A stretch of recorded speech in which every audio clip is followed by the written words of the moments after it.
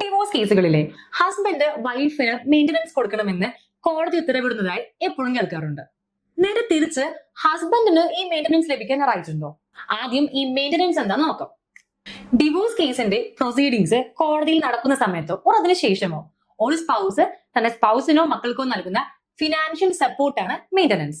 നമ്മുടെ ദിവസേനയുള്ള ജീവിത ചെലവുകൾ ലൈക്ക് ഫുഡ്, ഡ്രസ്, മെഡിസിൻസ് ഒക്കെ മീറ്റ് ചെയ്യാൻ വേണ്ട ക്യാഷ് ആണ് മെയിൻ ആയി ക്ലെയിം ചെയ്യുന്നത്. അത് മന്ത്ലി ഒരു പീരിയോഡിക് പേയ്മെന്റ്സ് ആയിരിക്കും. സെക്ഷൻ 144 ഓഫ് BNSSൽ ഒരു വ്യക്തി തന്റെ ഭാര്യ, മക്കൾ, പാരന്റ്സിനൊക്കെ മെയിന്റനൻസ് നൽകുന്നതിനെ കുറിച്ച് വ്യക്തമായി പറയുന്നുണ്ട്. ഇനി മറ്റൊന്നുണ്ട്, അലിമണി.